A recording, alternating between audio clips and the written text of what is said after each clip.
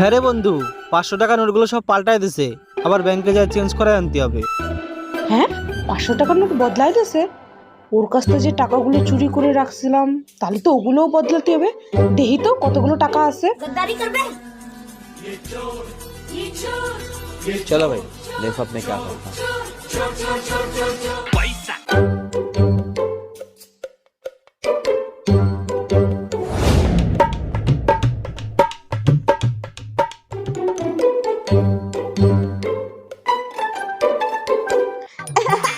পাঁচশো টাকার নোটগুলো তো সব বদলাই দিচ্ছে না?